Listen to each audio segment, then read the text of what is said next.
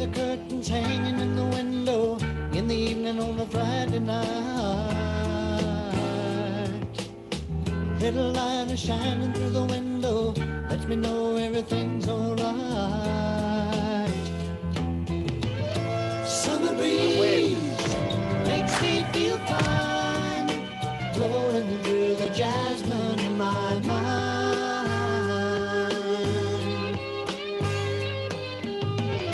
Summer breeze makes me blowing through the jasmine in my mind. We're used to travelling to conferences, and I think it's just an honour and a privilege to be given the opportunity to bring the world here. Here we were, practicing lawyers, never done anything like this before.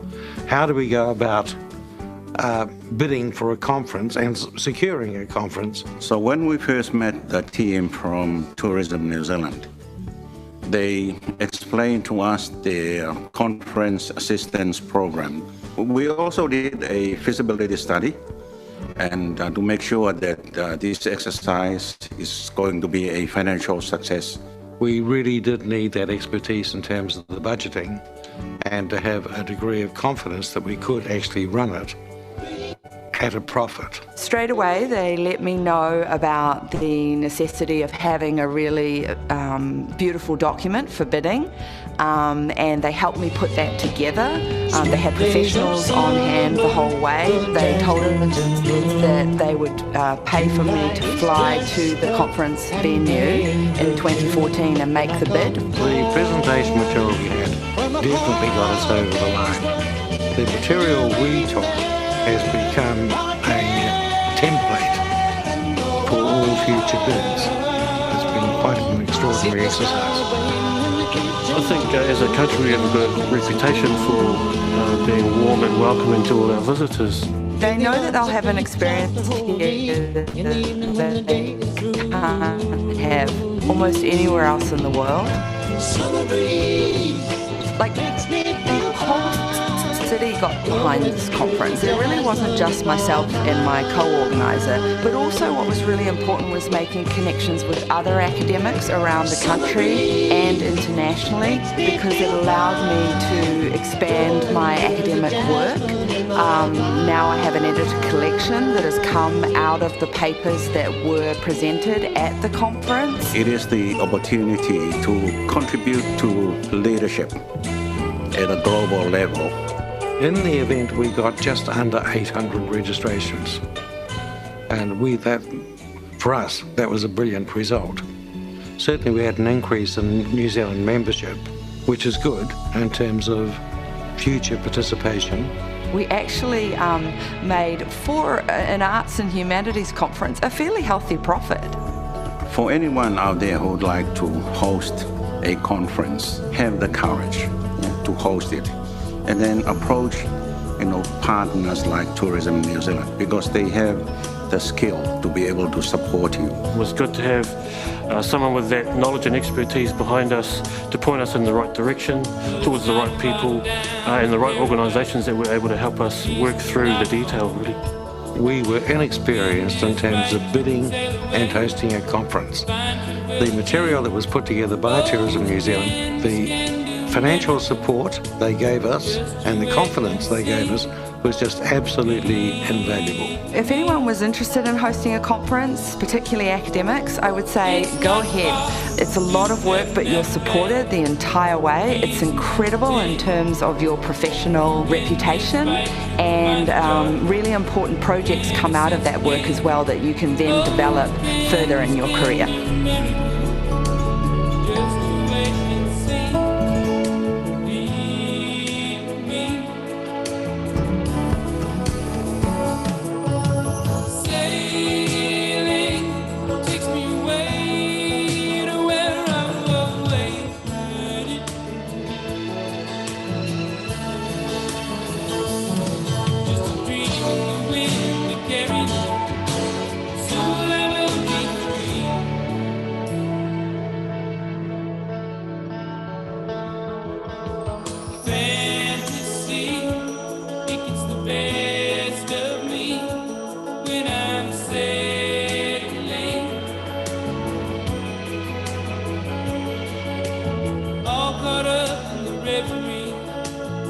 every word is a symphony.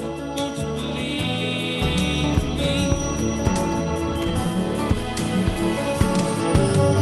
Sailing takes me away. We're used to travelling to conferences, and I think it's just an honour and a privilege to be given the opportunity to bring the world here. Here we were, practicing lawyers, never done anything like this before. How do we go about bidding for a conference and securing a conference? So when we first met the team from Tourism New Zealand, they explained to us their conference assistance program. We also did a feasibility study, and to make sure that this exercise is going to be a financial success. We really did need that expertise in terms of the budgeting and to have a degree of confidence that we could actually run it at a profit. Straight away, they let me know about the necessity of having a really beautiful document for bidding, and they helped me put that together. They had professionals on hand the whole way. They told us that they would pay for me to fly to the conference venue in 2014 and make the bid. The presentation material we had definitely got us over the line. The material we took has become a template for all future bids. It's been quite an extraordinary exercise. I think as a country we have a good reputation for being warm and welcoming to all our visitors. They know that they'll have an experience here that they can't have almost anywhere else in the world. Like, the whole city got behind this conference. It really wasn't just myself and my co-organiser, but also what was really important was making connections with other academics around the country and internationally, because it allowed me to expand my academic work. Now I have an edited collection that has come out of the papers that were presented at the conference. It is the opportunity to contribute to leadership at a global level. In the event, we got just under 800 registrations. And for us, that was a brilliant result. Certainly we had an increase in New Zealand membership, which is good in terms of future participation. We actually made, for an arts and humanities conference, a fairly healthy profit. For anyone out there who would like to host a conference, have the courage to host it, and then approach partners like Tourism New Zealand, because they have the skill to be able to support you. It was good to have someone with that knowledge and expertise behind us to point us in the right direction, towards the right people and the right organisations that were able to help us work through the details. We were inexperienced in terms of bidding and hosting a conference.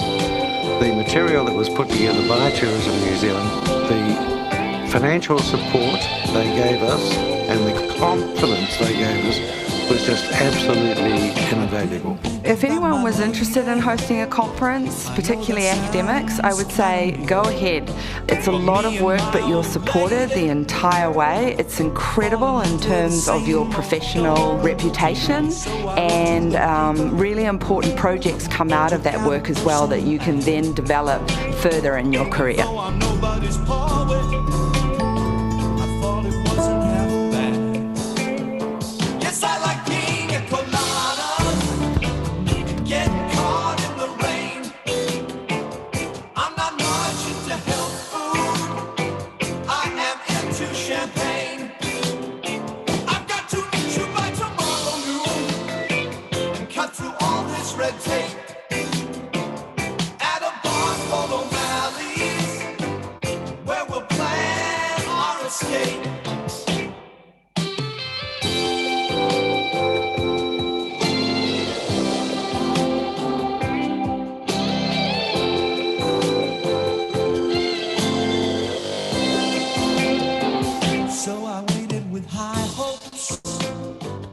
She walked in the place.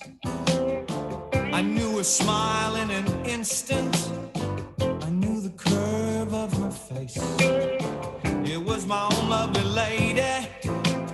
And she said, oh, it's you.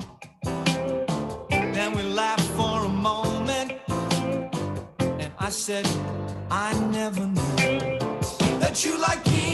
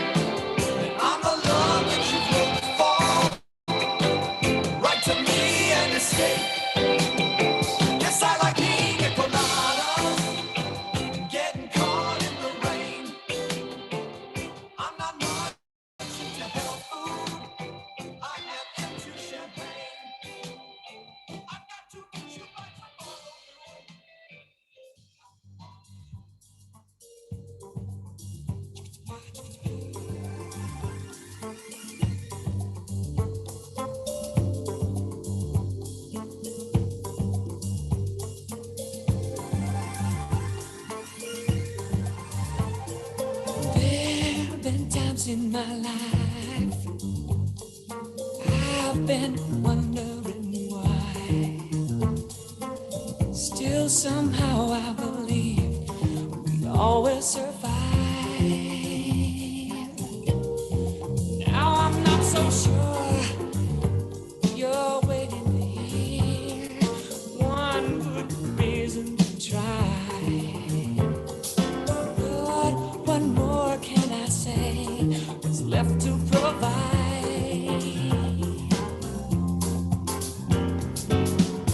You think that maybe it's over, only if you want it to be. Are you gonna wait for a sign, your miracle? Stand up and fight. This is it. Make no mistake where you are. This is it. Your back's to the corner. This is it. Don't be a fool anymore. This is it. The waiting is over. No room to run. Nowhere to hide. Time for We're used to travelling to conferences, and I think it's just an honour and a privilege to be given the opportunity to bring the world here. Here we were, practicing lawyers, never done anything like this before. How do we go about bidding for a conference and securing a conference? So when we first met the team from Tourism New Zealand, they explained to us their conference assistance program. We also did a feasibility study, and to make sure that this exercise is going to be a financial success. We really did need that expertise in terms of the budgeting and to have a degree of confidence that we could actually run it at a profit. Straight away, they let me know about the necessity of having a really beautiful document for bidding, and they helped me put that together. They had professionals on hand the whole way. They told us that they would pay for me to fly to the conference venue in 2014 and make the bid. The presentation material we had definitely got us over the line. The material we took has become a template for all future bids. It's been quite an extraordinary exercise. I think as a country we have a good reputation for being warm and welcoming to all our visitors. They know that they'll have an experience here that they can't have almost anywhere else in the world. Like, the whole city got behind this conference. It really wasn't just myself and my co-organiser, but also what was really important was making connections with other academics around the country and internationally, because it allowed me to expand my academic work. Now I have an edited collection that has come out of the papers that were presented at the conference. It is the opportunity to contribute to leadership at a global level. In the event, we got just under 800 registrations. And for us, that was a brilliant result. Certainly we had an increase in New Zealand membership, which is good in terms of future participation. We actually made, for an arts and humanities conference, a fairly healthy profit. For anyone out there who would like to host a conference, have the courage to host it, and then approach partners like Tourism New Zealand, because they have the skill to be able to support you. It was good to have someone with that knowledge and expertise behind us to point us in the right direction, towards the right people and the right organisations that were able to help us work through the detail, really. We were inexperienced in terms of bidding and hosting a conference. The material that was put together by Tourism New Zealand, the financial support they gave us and the confidence they gave us was just absolutely.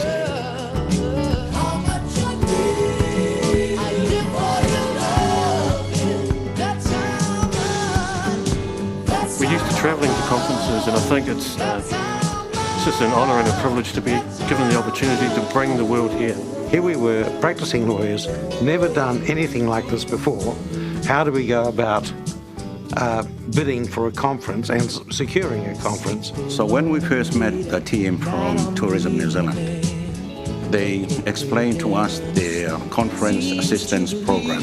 We also did a feasibility study and to make sure that this exercise is going to be a financial success. We really did need that expertise in terms of the budgeting and to have a degree of confidence that we could actually run it at a profit. Straight away, they let me know about the necessity of having a really beautiful document for bidding, and they helped me put that together. They had professionals on hand the whole way. They told us that they would pay for me to fly to the conference venue in 2014 and make the bid. The presentation material we had definitely got us over the line. The material we took has become a template for all future bids. It's been quite an extraordinary exercise. I think as a country we have a good reputation for being warm and welcoming to all our visitors. They know that they'll have an experience here that they can't have almost anywhere else in the world. Like, the whole city got behind this conference. It really wasn't just myself and my co-organiser, but also what was really important was making connections with other academics around the country and internationally, because it allowed me to expand my academic work.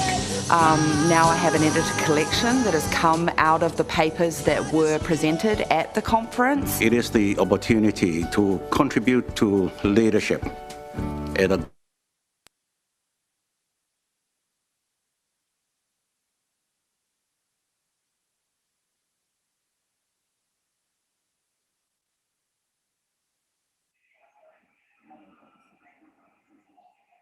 Right, that's better. Is that, you can hear me now? Just check it, Nicholas, in the feed. Can you hear me that? Yep, all good. Good evening, everybody. Thank you very much for coming to this high performance yacht design conference, local industry networking session. We had a very successful session this morning, our technical conference. We had, we're a small community, let's face it. We had 50 people, 45 people in the room. We had 50 people online, which for us is a really good audience. And we had a whole morning back to back of very, very high quality papers. When we had papers submitted, we picked out a couple that we thought would be of interest to the wider local industry. And as such, I'll introduce the speakers in a moment. I'd just first of all like to thank very much our sponsors. Tourism New Zealand have stepped up and basically hosted this evening for us. They paid for our venue and for the free drink that you get after this. So we're really grateful for them. And then the other sponsors have enabled us to hold a really high quality session this morning, the technical conference. So Gurit, Southern Spars, Doyle Sales and North Sales, they're a bit like our Team New Zealand family of sponsors in that they've just kept coming back, and we are eternally grateful for them for supporting this series of conferences. We're going to crack straight into it because I know Nicholas is concerned that there are online people. Okay. So first of all, I'm going to introduce or welcome Toma Simahoney up, who's very kindly stepped in at fairly late notice for David Hazard. He's going to talk about the SailGP crew safety systems. Thank you, Toma.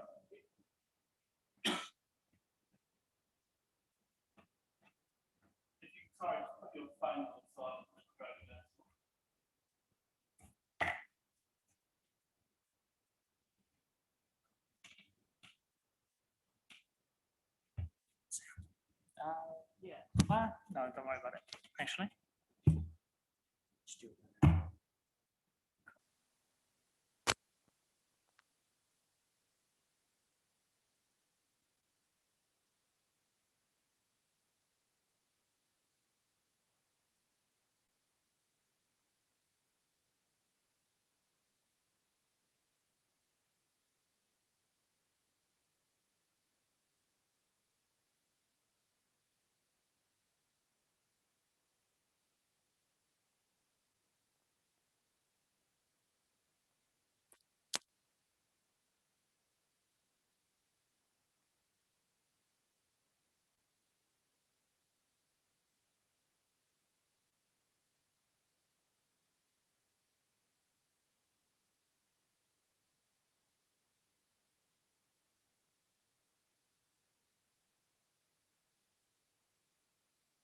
an engineer, design engineer at SailGP, and I've been with the company for about a year.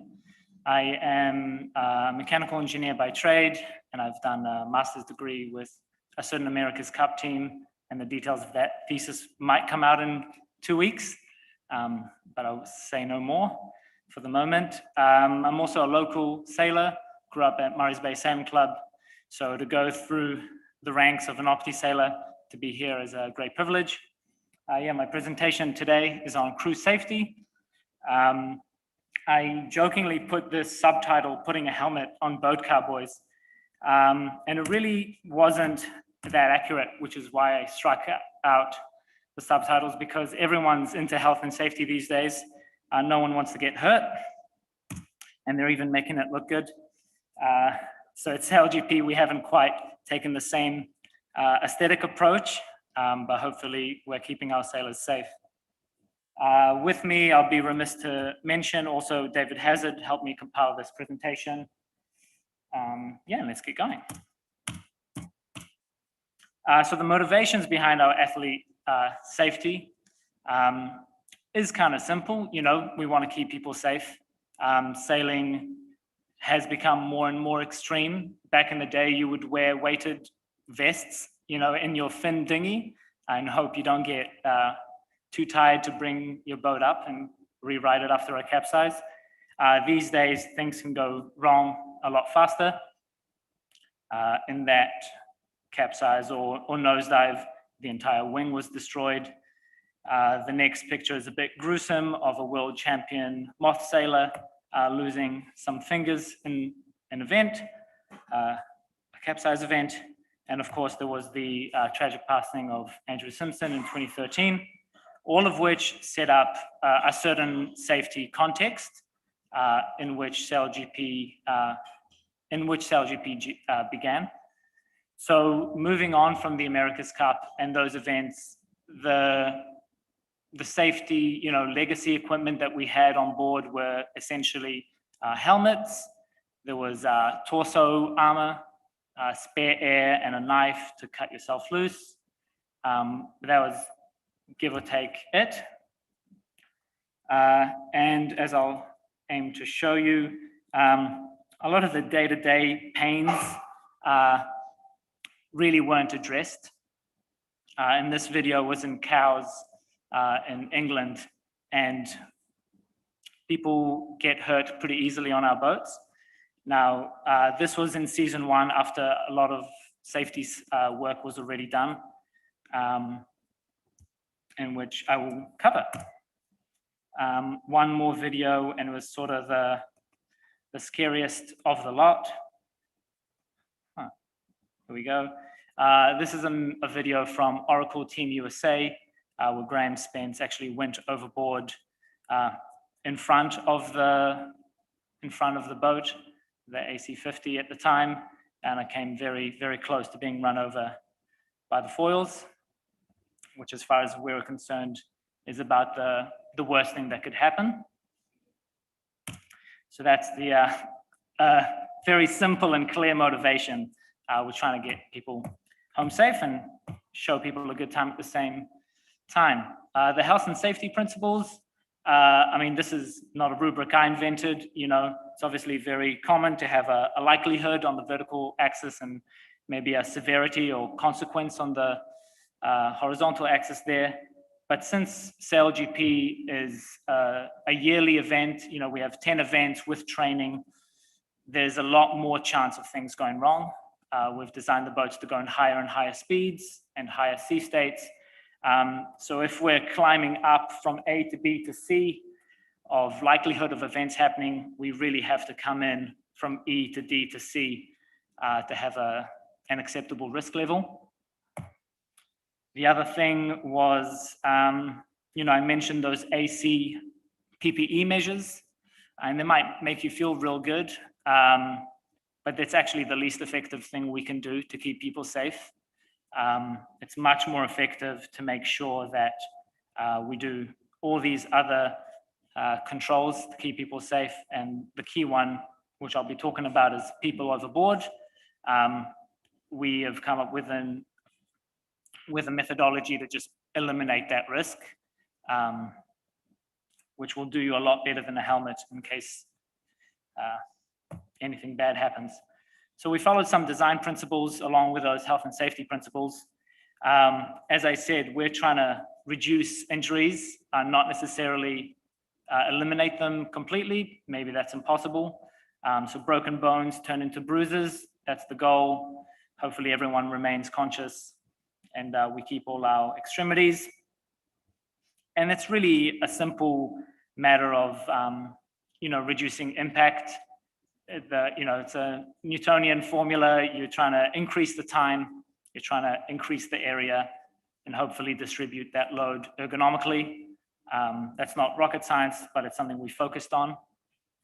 The Murphy's Law joke in there is that the sailors, find new and funny ways into hurting themselves. But we also needed to listen to the sailors a lot because we can't design a system that doesn't work for them.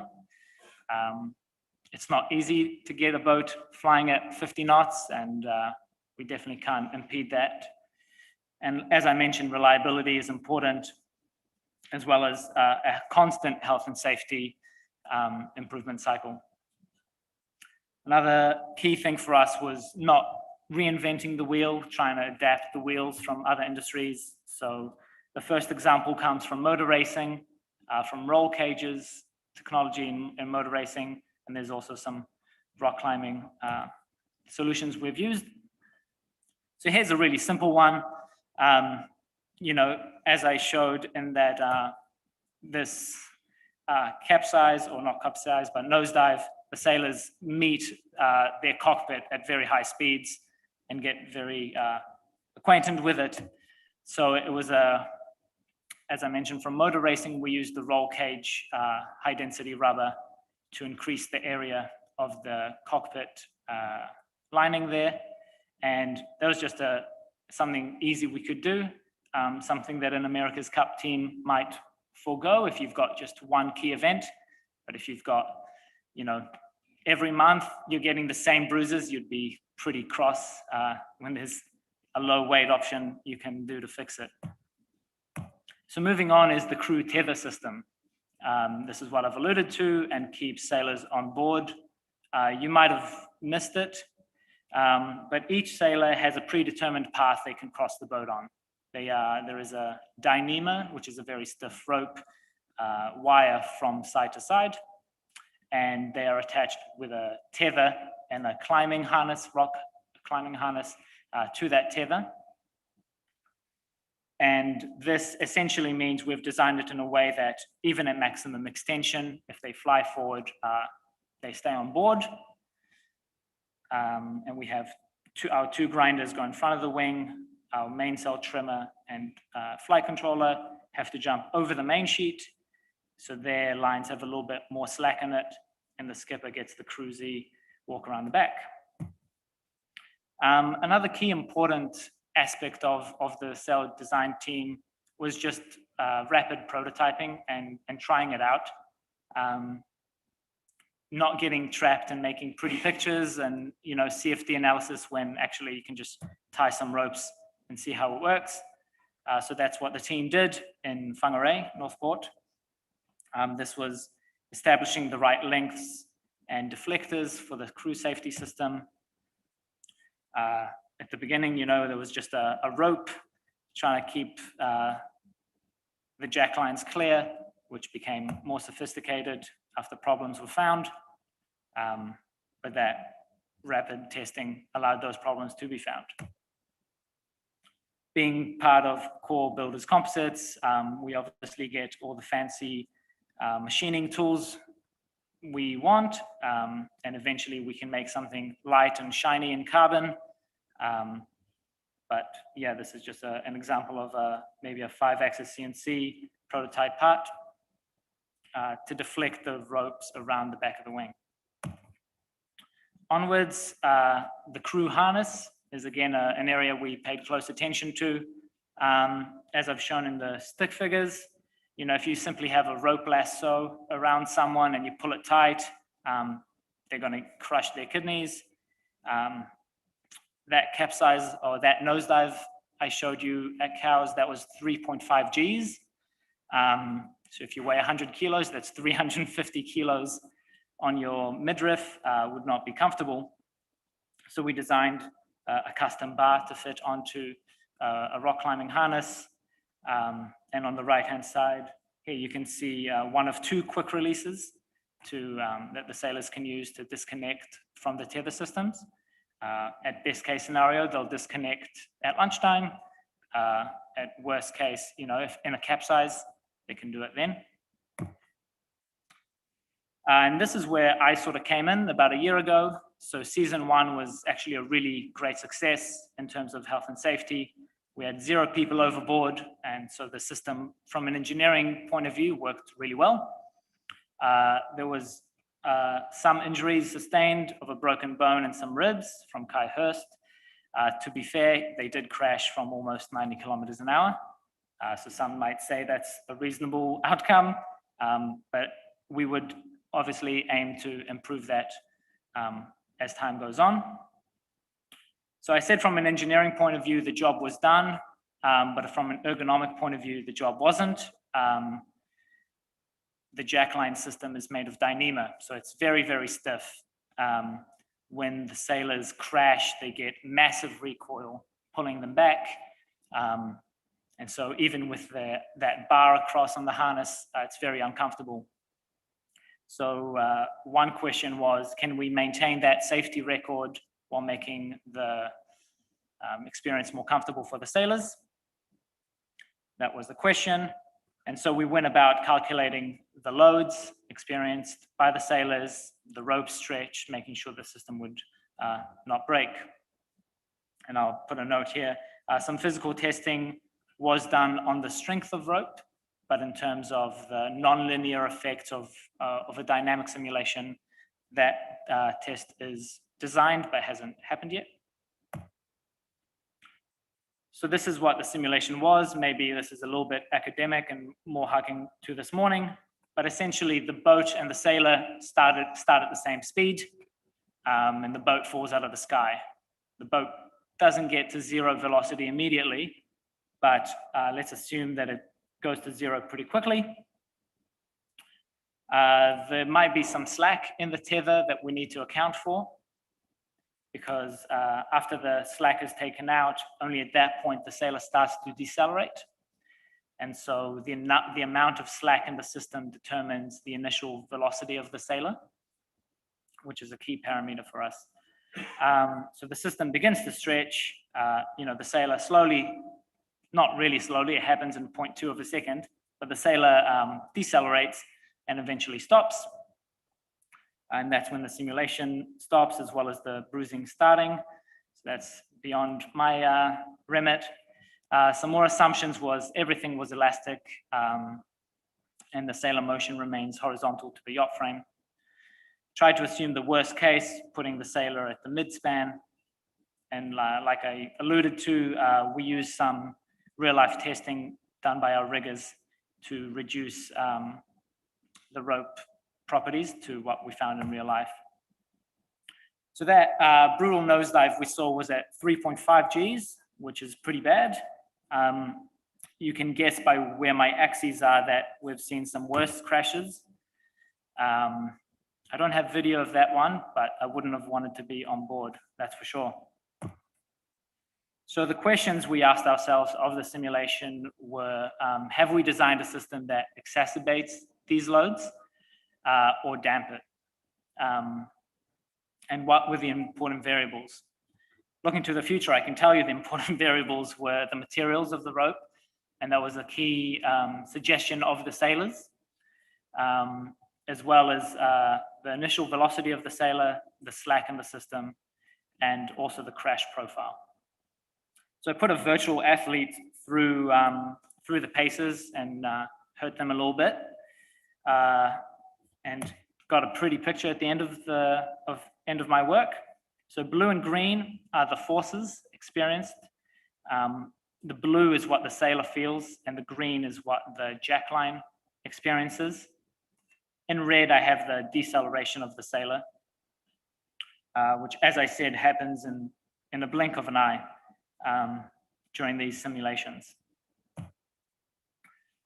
So in that 3.5 cows nosedive, I said that slack is important. We'll look at this, even in zero slack, using our current system, we're actually exacerbating the problem. If the sailor was fully restrained to the boat, you'd expect 3.5 G deceleration.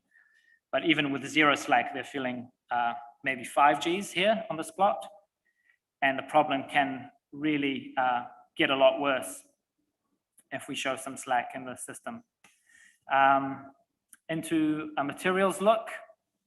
So this is, the graph on the left is what we currently have on board the boats. It's that Dyneema rope, and it's strong enough, it won't fail against the strength criterion. And for this 12G accelerations, we're getting 1.5 exacerbation of the problem. So maybe the sailors were right, maybe we can use a different material. Here's polyester, for example. 1.3 safety factor, maybe that's a bit dubious, but we're definitely starting to damp the problem. So we're moving in the right direction. And nylon rope, which is what climbing rope is made from, is showing an okay safety factor and a better deceleration profile, the best one yet.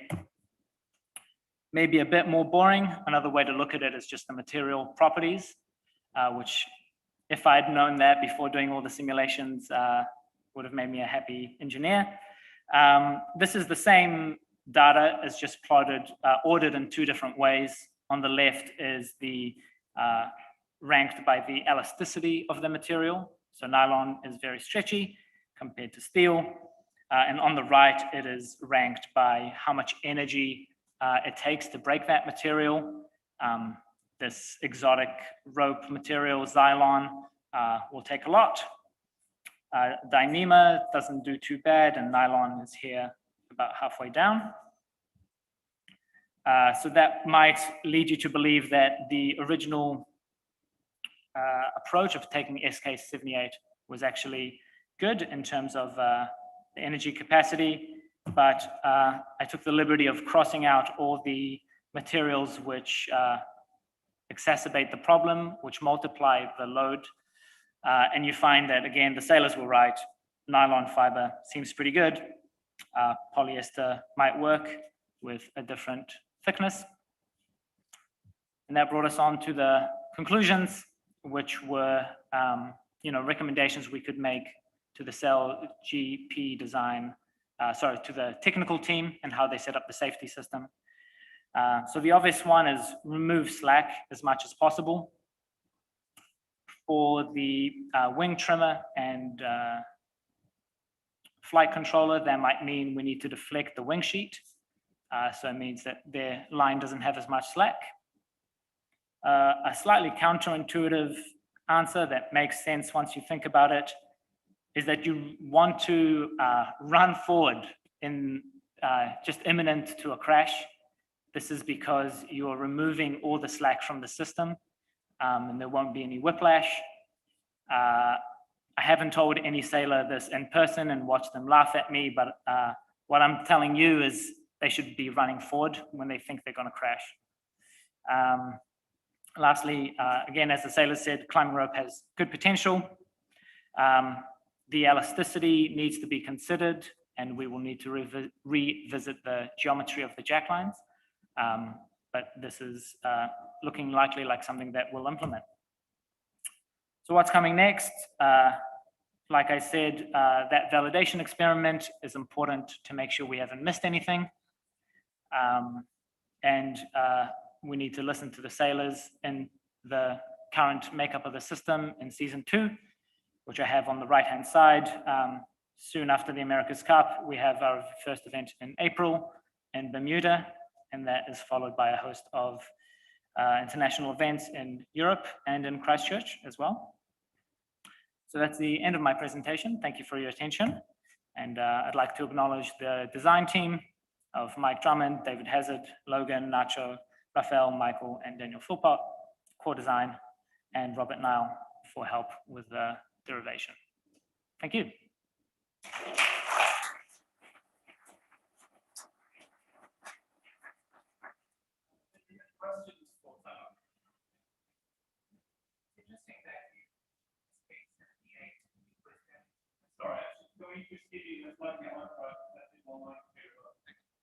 Yeah, it's interesting that you mentioned SK78 because that actually has a lower stretch property than, for example, SK75. And then also the construction is, because they actually deliberately put low stretch in by heat treating it in certain constructions. So I think that you would get more stretch out of 75 and a different type of construction, while still maintaining the superiority of strength and weight with respect to comparing that to, say, nylon. Yeah, that's a great suggestion. We definitely weren't exhaustive in our materials search there. Yeah, thank you. Yeah, Burns. Hey, Tom. What other PPE are they carrying? Are they still carrying spare air and all of the same gear that they used to, or is some of this being eliminated? Yeah, to my knowledge, it's the same. So they do have spare air on their person. They have a knife on their person, and they have spare air located on the boat as well. Yeah.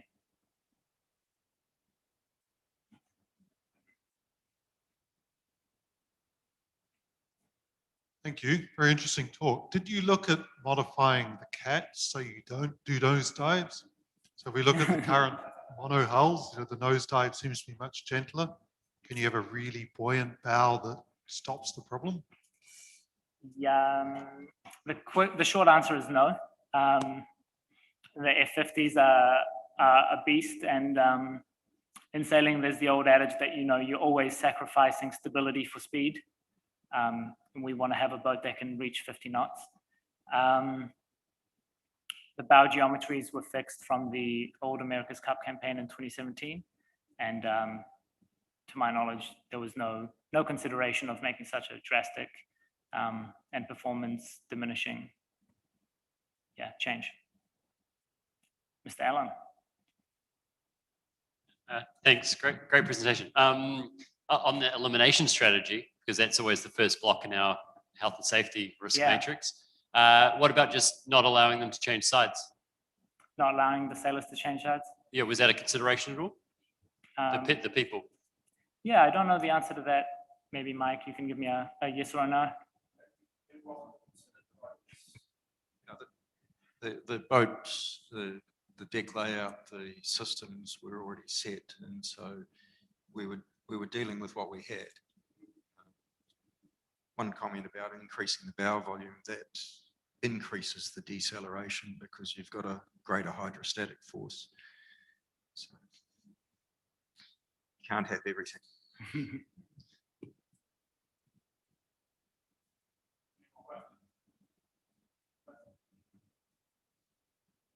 Actually, there's,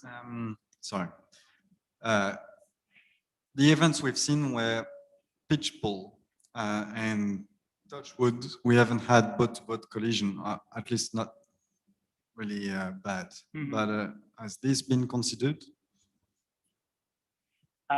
So there have been concepts floated for a fully enclosed cockpit.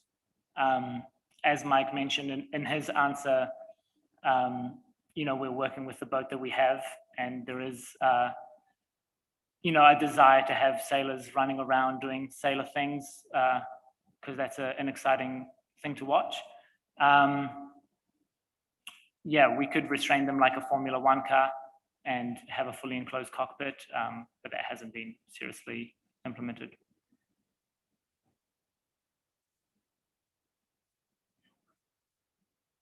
If not, I'd like to thank Simon very much for his presentation. Thank you.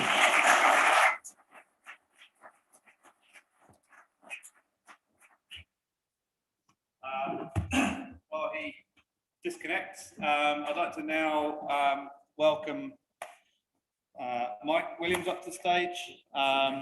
Mike's from NIWA, and he's going to give us a presentation on some high-performance modelling of wind and waves that he's doing in conjunction with the America's Cup. Thanks, Mike. Thanks, David. So I'll just re-plug in.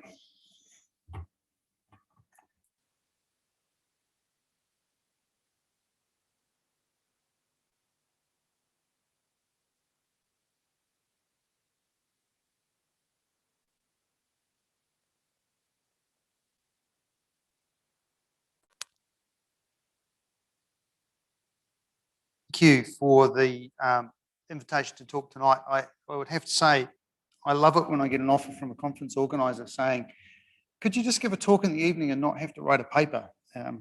As a researcher, that's fantastic. So thank you. I'd also like to say that while it's my name up on slides, can we get the slide up? All right. That's the background on mine. Probably because I disconnected it. Well, let's just start this again. Yep, fantastic. So even though while it's just my name up there, it has been a team effort from NIWA. It has brought together our atmospheric modelers, our weather forecasters, our coastal ocean modelers, and I think we're all very proud of what we've delivered. What I'd like to do is just sort of set the scene for what motivates us to work on this problem. These boats are the Formula One of the yachting world, and their fuel is the wind. Getting accurate modelling and accurate forecasting is absolutely paramount to the success of our team. It's such a hugely important part to be designing the boat for the right conditions, the right range of conditions, and that's not just the wind, but it's also the sea state, the tidal current. When we get the conditions right, we make the right sail call, and then the speeds are faster and just everything gels perfectly.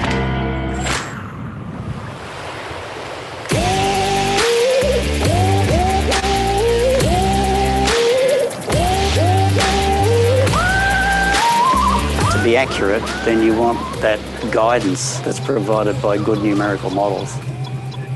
The numerical models are dense math and look into the likelihood of things like winds and currents and how they interplay. This requires some serious heavy lifting from NIWA's modelling teams and NIWA's supercomputers, capable of processing more than 2,000 trillion calculations per second. You can really get a gauge of what to expect on different areas of the harbour, where there's compression zones and where you get natural shifts off the land. What's happening above the water is only half the story. We must also learn what's happening beneath the boat. If we remove the water from the Hauraki, we can see how the shape of the seafloor and islands around the Gulf turn these tidal surges into fierce currents, eddies, and upwelling. Another one of the team's secrets is that it has been using this modelling data to recreate the Gulf digitally, to train and test gear on using the real data from winds, currents, waves, and tides. When the weather does all come together, the forecast, the modelling all fits together with the team and what equipment we're using and the setup that we have on the boat. It's like a jigsaw puzzle coming together. It's a great feeling, and it's a massive part of success and failure.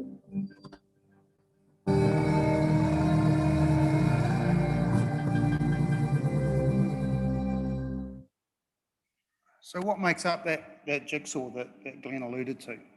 Well, for us, the parts of the jigsaw that we've been working on are around or contributing to, and of course, it's America's Cup. So we feed stuff to Emirates Team New Zealand.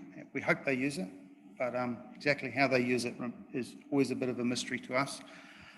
We've been feeding them information for the design, understanding typical weather. What kinds of weather might you anticipate getting in March 2021 in the Hauraki Gulf? Also bringing in the ocean currents. And that's more than just thinking about the tides. It's thinking about the density-driven currents, the wind-driven currents. We've been providing information for their simulators. So that's not just an animation, that's passing that data in.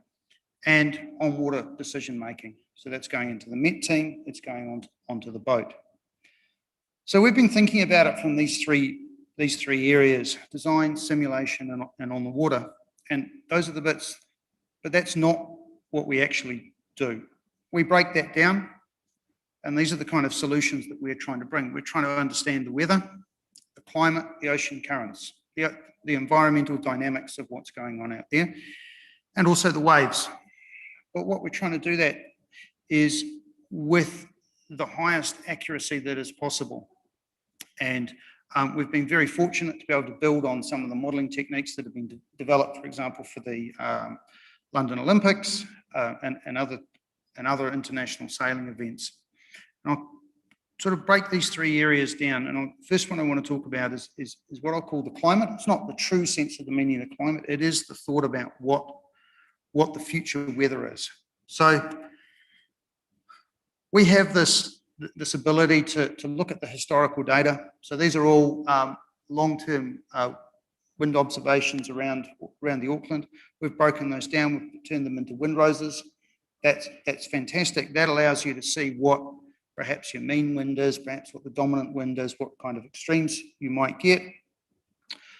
But the other thing that we've been able to do that just adds a little bit more is go a bit nerdier, and that is to break the weather down into a whole bunch of weather types. So this allows us to start talking about what the most common weather you might anticipate.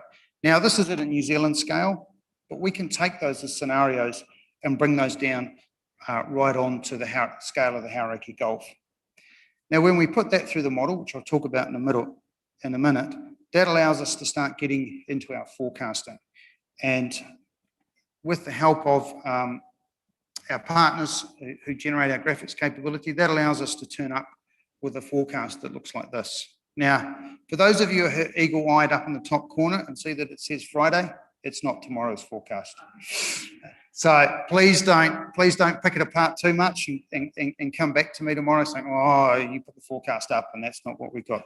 This is just a test plot, and I just noticed this afternoon that it said Friday, so I thought I'd just better reassure anyone. But what you can see in there from the combination of colours and the wind vectors is what's happening around the Hauraki Gulf. And we're doing that for all over Auckland, not just on the race courses, because although the race courses have been our focus, we need to understand the wider area. Because those of you who sailed out there will know that the weather, there are many drivers to the weather. So we're generating these forecasts, and I think it's important to recognise that we're not just pushing videos across. What's sitting underneath this are data layers and layers of data, potentially every minute, and we're able to provide that and source that to at the moment it's going to Emirates, Team New Zealand, but we're really keen on if anyone else is interested to have a conversation. Now, as I mentioned, we're also doing the currents. These boats foil. There's a lot of current off North Head from the tide.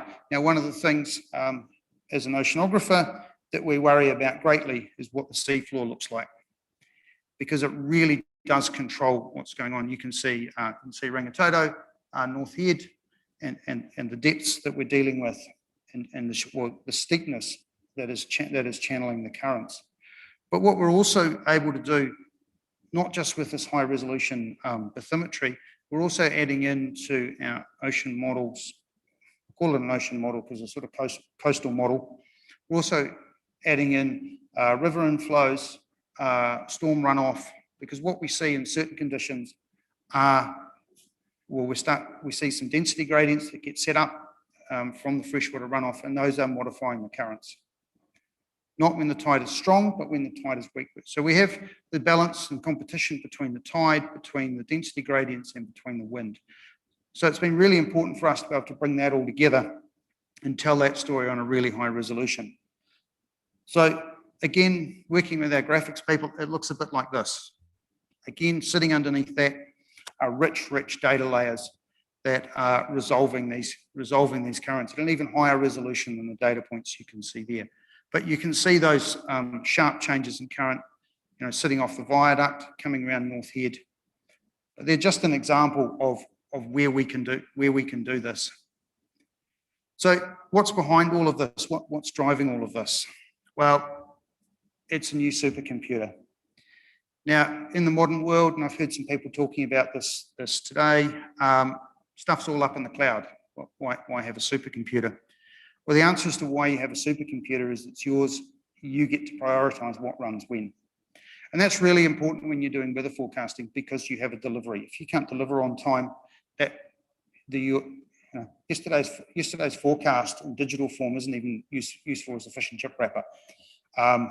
We need to be able to deliver, and we have this, and it's a suite that allows us to make sure that we have redundant capability, and no matter what happens, touch wood, a couple of natural disasters that might take the whole system down, but we can deliver this. And sitting on that, we have a range of things we can do. First of all, we've got our atmospheric model, and that's actually so NIWA is part of an international consortium that runs something called the Unified Model. Its origin is out of the UK, used for the London Olympics, and we've taken the smarts in that and brought that to New Zealand. Sitting underneath that is a Dutch model. This is the first time those two models have been brought together, and it's been really successful to get us the ocean and wave information that we need. Also sitting on top of that, not always done on this computer, is the ability to do those historical observations and generate the scenarios. So we're able to pick any day, past or future, and run a scenario. So that means we've been able to take our models back to a time when observations were collected in Hauraki Gulf, pre-protocol, stopping that data collection, validate our models off historical data, and then bring that model forward back in the time with supreme confidence in how it works. And of course, on top of that, there's some fantastic graphics capability to be able to visualize that so that it's accessible. Because unless you've spent years at it, looking at a data file or an Excel spreadsheet to try and understand what's going on is just not going to work for you. But one of the things that's really important about what we do is the resolution of the models we use. So this, to kind of give you an idea of what we're aiming for, we're aiming to provide one data point on every one of those yellow squares. Every other model out there, as far as we know, is sitting with that red box. So anything inside that red box, they're interpolating. Now, lots of sailors I know got 3 or 4, maybe 5 weather apps on their phone. And there's nothing better than sitting on the beach having an argument about which one's got the forecast right. Now, just remember, some of those models are using a red box that's 50 kilometres wide. So that's 1 or 2 boxes over Wellington. And what we're trying to do and have managed to do is to get down to 300 metres. So that's getting us of order about 15 to 20 boxes between North Head and Rangitoto, whereas most other weather forecasts out there, and even our normal weather forecast is maybe only 2 or 3 boxes. So how do we get there? Well, what we do is every 6 hours, there's a global model run by our partners in the UK. So they start, they run, we then cut out around New Zealand, around our New Zealand limited area. Now I've put a red box in on those 2 grey images just so you can see New Zealand. It doesn't mean anything else, it's just a bit hard to spot. So we run that at 4K, and then we run 2 models at 1.5K. One of those models is our New Zealand-wide model, and we provide a forecast. That's what's going out into it's also what's going out into the graphics that you'll see. If those of you who are watching TV1 coverage, that's what most of the weather forecasting that NIWA works off is. For Auckland, we run a special 1.5K model, and then we nest that down to a 333 kilometre model, 300 odd metres. And that then drives our ocean model, which we're able to put out at 76 metres. So back of the order calculation means that one of the AC boats is seeing a new data point out of our model about every 20 seconds of travel time. And so they're able to have along their route, depending on how they want to use it, new information coming in every 20 seconds. Now that's, of course, assuming it's all on board. Again, one of those secrets that we don't always have access to. So just rounding out where we are and where we think we can help, and we would love to have conversations with people. Design, what are those typical weather conditions that you might want to aim for? What's your best pick of what something is most likely to be? We can help there. Simulation, we can provide those data layers. What's the resolution you need? We can do that. Our Auckland model that we run specially has much more resolution in the lower atmosphere so that we can start resolving that wind shear That's important. We're not sitting there with a 10-metre layer and then a 40-metre layer. We've got multiple layers. From memory, we've got 10 layers between the water surface and the top of the mast on the AC. So we're actually able to start resolving some of that bottom layer. On the water, obviously, we've got forecasting services. We can help there. Ocean currents, we can provide forecasts of that. Waves, haven't talked much about waves today, but we can do that as well. So what's next for us? Well, we're looking at adding AI capability on top of that to aid the route planning or anyone else's other on-water decision making. And we'd really like to have a conversation about that. You know, for me, this project has really been about understanding the details that can make the difference and being able to work out what those details are and serve those up to the client. So yeah, it's myself, my colleague who's branded himself up and his me with shirt down the back. So come and have a chat with us if we can help you. Thank you.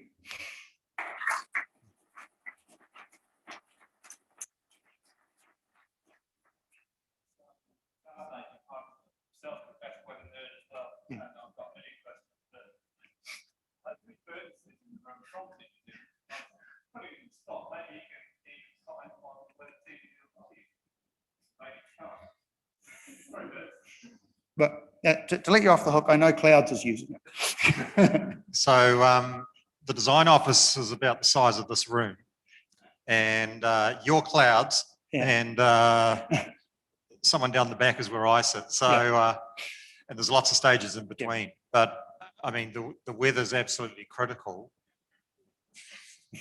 and particularly on these boats because, you know, as you'll observe in the racing, a knot of wind speed difference makes a massive performance difference. One of the hardest things for us is actually calibrating the difference in wind. You know, you might have 14 knots at the masthead, but what have we got at 3 meters? You know, wind shear, and that itself has a massive influence on us. So those are, I mean, the resolution is fantastic and more and more critical, but going ahead, we're just going to get hungrier and hungrier, and the more you can create for us, the more we'll use. It's been a fantastic tool. You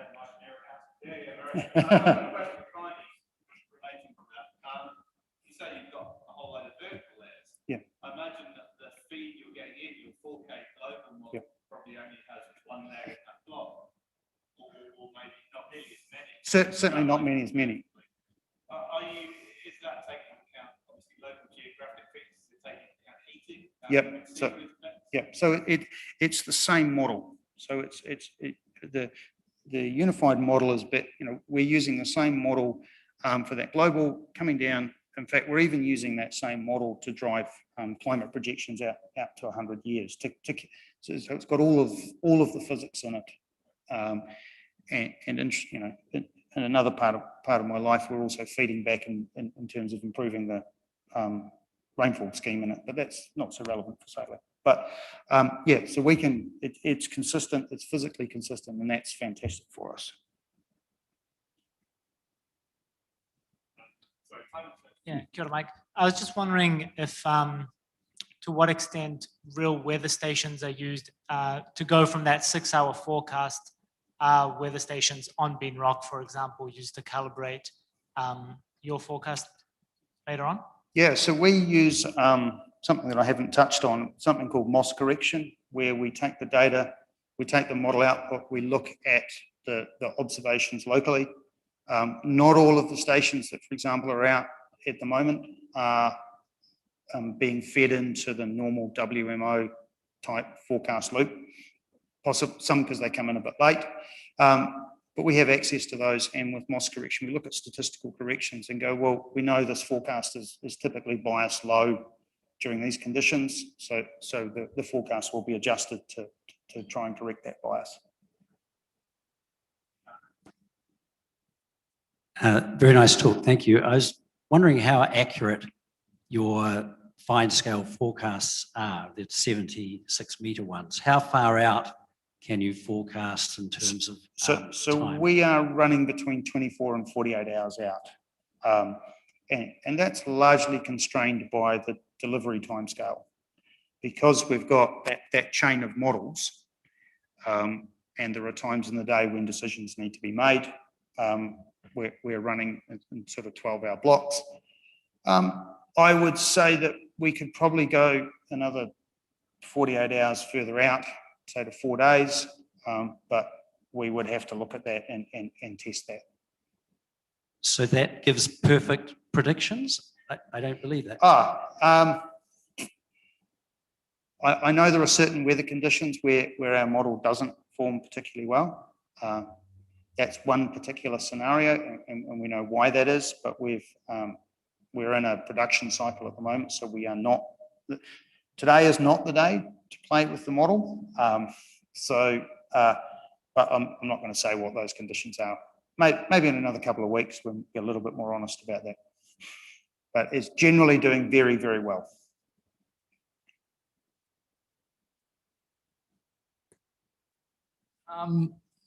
Do you do things like running the model like just before a race starts and trying to predict what's going to happen for the next half an hour to an hour?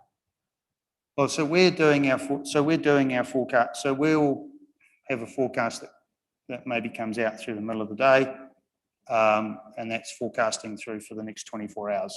And so how it is used, we're able to produce 1 minute resolution. So but how it's used, we're not producing a forecast from that. In terms of the race, we are providing the model outputs to Emirates, and Clouds is analysing that and doing what he does. So I'd like to think that's helping him. He certainly hasn't suggested it's not.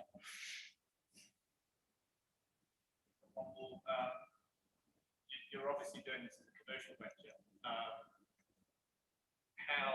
And obviously the more people that can buy into this will give you further more. But how after the America's Cup could the general public expect to see this coming out? That you think it's going to trickle down? Yeah, I mean, this sort of technology always trickles down, and we have I guess there's a tension between the need for a 300 metre model and the problems it solves. I mean, that model covers all of Auckland. We are looking at how we can support that, and if we can get support for that, then yeah, that will become available. It'll become available to the product. It will become available to the public in some way. Whether that's it. The public doesn't tend to want a spreadsheet or a data file.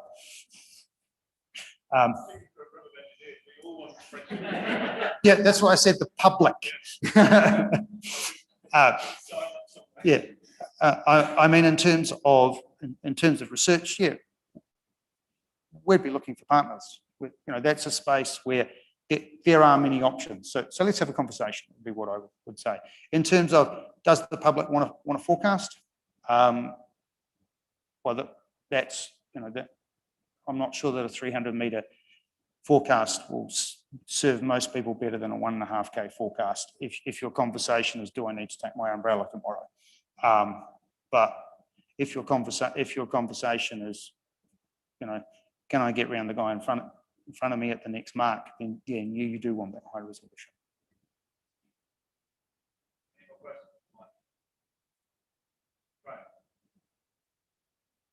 Thanks for that very interesting talk. I'm just intrigued, has there been any thought about using like UAVs or anything sort of lower orbit to give you a sort of another layer or a better resolution on some of those? On some of the data fields? Yeah.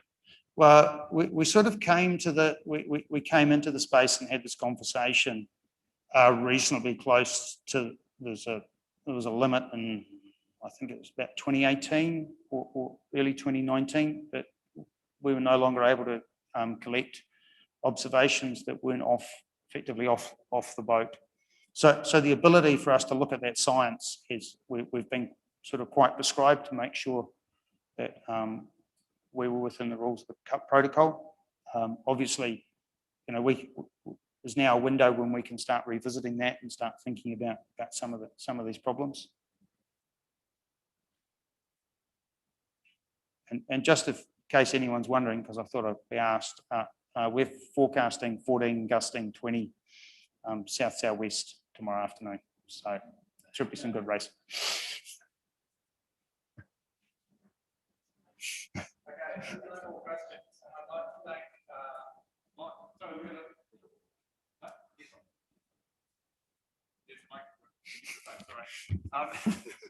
Thank you very much to Mike and to Timer. We've got a small appreciation, token of our appreciation. If you'd like to thank our speakers again.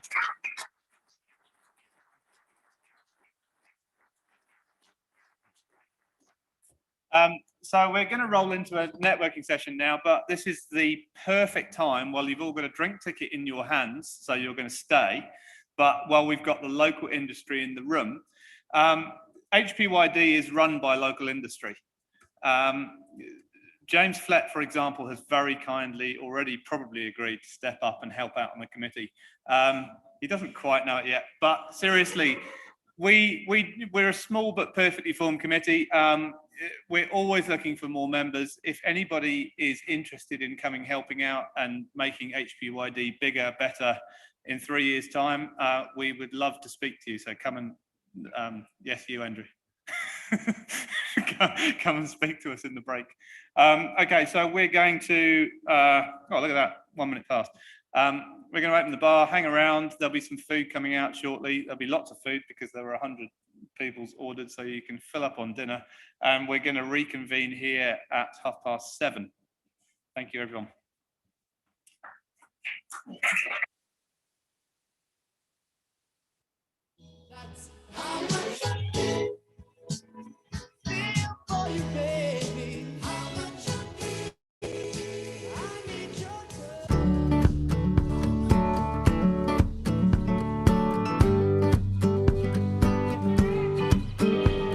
We're used to travelling to conferences, and I think it's just an honour and a privilege to be given the opportunity to bring the world here. Here we were, practicing lawyers, never done anything like this before.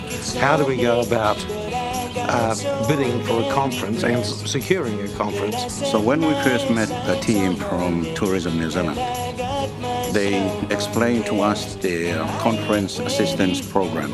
We also did a feasibility study and to make sure that this exercise is going to be a financial success. We really did need that expertise in terms of the budgeting and to have a degree of confidence that we could actually run it at a profit. Straight away, they let me know about the necessity of having a really beautiful document for bidding, and they helped me put that together. They had professionals on hand the whole way. They told us that they would pay for me to fly to the conference venue in 2014 and make the bid. The presentation material we had definitely got us over the line. The material we took has become a template for all future bids. It's been quite an extraordinary exercise. I think as a country we have a good reputation for being warm and welcoming to all our visitors. They know that they'll have an experience here that they can't have almost anywhere else in the world. Like, the whole city got behind this conference. It really wasn't just myself and my co-organiser, but also what was really important was making connections with other academics around the country and internationally, because it allowed me to expand my academic work. Now I have an edited collection that has come out of the papers that were presented at the conference. It is the opportunity to contribute to leadership at a global level. In the event, we got just under 800 registrations. And for us, that was a brilliant result. Certainly we had an increase in New Zealand membership, which is good in terms of future participation. We actually made, for an arts and humanities conference, a fairly healthy profit. For anyone out there who would like to host a conference, have the courage to host it, and then approach partners like Tourism New Zealand, because they have the skill to be able to support you. It was good to have someone with that knowledge and expertise behind us to point us in the right direction, towards the right people, and the right organisations that were able to help us work through the detail. We were inexperienced in terms of bidding and hosting a conference. the material that was put together by Tourism New Zealand, the financial support they gave us and the confidence they gave us was just absolutely invaluable. If anyone was interested in hosting a conference, particularly academics, I would say go ahead. It's a lot of work, but you're supported the entire way. It's incredible in terms of your professional reputation, and really important projects come out of that work as well that you can then develop further in your career. I can see her lying back in her satin dress.